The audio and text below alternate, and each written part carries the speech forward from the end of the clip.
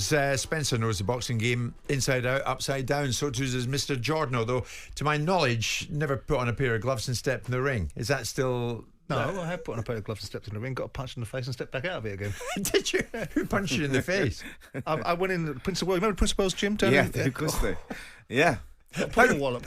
Who were you sparring with? Some big fella.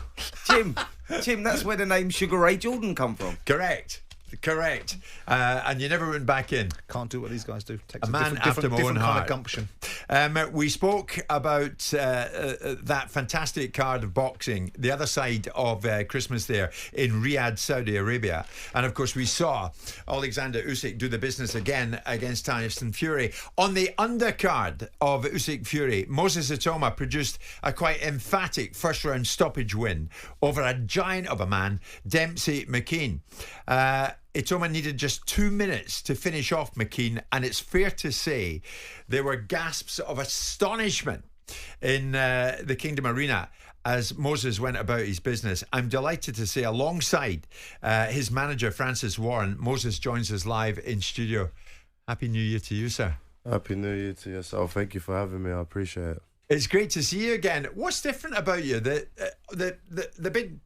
The bunch of hair has gone. No, you've decided to go for the shortened You know locks. what? Because since COVID, I grew my hair out, and then I've always wanted to go short, but I didn't know how I'd look with it. And obviously after my fight, I was like, right, I'm not going to do any interviews. I'm not going to have any fights coming up for a bit of time. So I was like, let me trim it all off. And then I get a message from Francis, right, next week you're doing interviews, you're doing this. I'm like, I don't really like my hair, but, you know, it is what it is. Francis, is that the reason why you've taken all your hair off as well? No, mine, unfortunately, it's just my eyebrows had an argument with my hairline, so it just thought exactly. Time to go, time to bite the bullet. Francis uses wash and go. He's washed it and it's gone all right.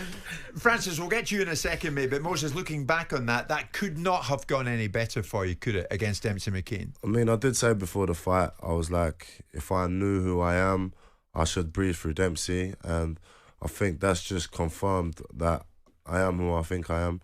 And, you know, with my circle, they all said, right, if you box well, if you listen to the game plan, you're gonna have him out of there, maximum 2 rounds. So when I go and do that, I don't really get no excitement out of it. But, you know, I'm still grateful, and we're just pushing on to bigger, better things. I say that all the time, but it actually is that. I think it's fair to say you're underplaying that a little bit, mate, because Demsey McKean was respected within the industry. You know, he's got a lot of experience. He'd been 12 rounds with Filip Hrgovic, and you looked at him and you go, like, this is a considerable step up for Moses Itauma at this stage of his career. You know, a young kid coming through with all that pressure on your shoulders. You think Demsey might give you a little bit of a problem here and, you know, push you through a few rounds. I know you and the team thought otherwise, but what I'm saying is the general consensus from the public was exactly that. And the way you done it, me and Jim were obviously out there for that, and the way that you done that was savage, mate. That was calculated, and it was like perfection. Timing, distance, punch power, speed, accuracy. It was all there. It just underlined what everyone thought about yourself as, you know, the next future heavyweight champion, and we stand by that, and I think that underlined that. No, I mean, I do like to obviously hear good words and that, but like I said, with outside my circle, people aren't really aware of my talent, so it's like they might think, oh yeah, he's gonna struggle with Demsey McKean or whatnot, but like with my inner circle, and they see like me, how I train, my sparring and XYZ, they know. And I done an interview yesterday, and the guy who was interviewing me said, "Oh, you're getting better at these interviews," and I was like, "Because I've got something to talk about now." Back when I first turned professional, I can only talk about what I'm going to do, and when I talk about what I'm going to do, I just sound big-headed. But like now, you're starting to see what I was talking about. And this is only the beginning. It's only the beginning. That's the frightening thing about it. Francis Warren alongside Moses.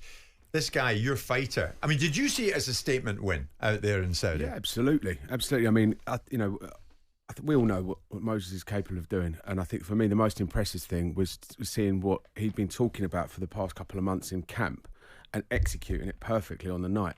It was the feints, it was the head movement, and giving too much of the game plan away now. I think everyone saw it. I'm sorry, everyone saw it. Yeah, but it's absolutely. it's that rinse and repeat that all the top athletes are capable of doing, and taking on information and then being able to execute it under that sort of pressure on fight night.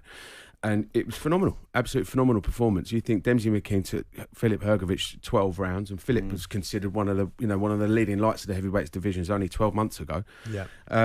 So you've got to start everyone's got to start believing the hype and respecting the fact that Moses is thereabouts ready for one of these big guys now. I think the question is, isn't it? I mean, May the 19th was the date were tight to beat Mike Tyson's record of becoming the youngest ever world heavyweight champion. Whether that's realistic now, remains to be seen. But we do believe you're going to be world heavyweight champion, and you do that at a young age. And I think the question is for you, Francis, is how do you now sort of. Do you hold him back or do you let him go? Right. I mean, where are we at here? Because McKean was very well respected, and the manner that he got rid of him there, you go, I was speaking to your father about this actually out in Saudi, and he said, look, it's going to be harder to hold him back than to let him go. And that's the thing, but you've got to let him grow as a fighter and learn and develop. I think the learning and developing is going to be done in the gym, and it's obviously a collective decision as to how quickly we move. But you can rattle off some names, and it by no means disrespectful to anybody when you're talking about the likes of Hrgovic, Otto Wallin, Justice Hooney. Justice had a good win yesterday, and that's a fight that's been talked about at the moment. Mm-hmm. But Charles Martin's another great name. I think that would be on our radar. But the next 12 months is going to be, is going to be. It's not a develop. It's everything's a development. I think even if you ask the top guys, they're always still learning on the job. So the fact is, Moses is 20. He's in his second year as a pro, but he's already been talked about as capable of fighting some of the big guys. There are guys on that sort of just sub top world level that I think we go and get a yardstick from, and we go there. Who do you want? I'm not too bothered. Justice Henney, you were talking about there, and I'm hearing rumours that could be a possibility in like May time, but that could be for a WBO interim world title. So that would be really making the statement. There's moving parts. We know what this business is like. Yeah, Spencer. It could change tomorrow, but at the moment, that's what we're focusing on. But Moses will have another fight in April before any interim world titles or anything like that are discussed. And the Hooney fight, I think the reason why Hooney's been specifically targeted is that they're 5 and 6 respectively in the WBO rankings. Yeah. So if that interim title does become available following the Joseph Parker's fight against Danny Dubois, then we'll grab it with both hands, because it puts us in a fantastic position to fight for the full world title later on in the year. Sure. I've got to say, Simon, in Riyadh that night, after this fella came and went, and it seemed like you were in the rings for seconds, and then Demsey McKean is carted out.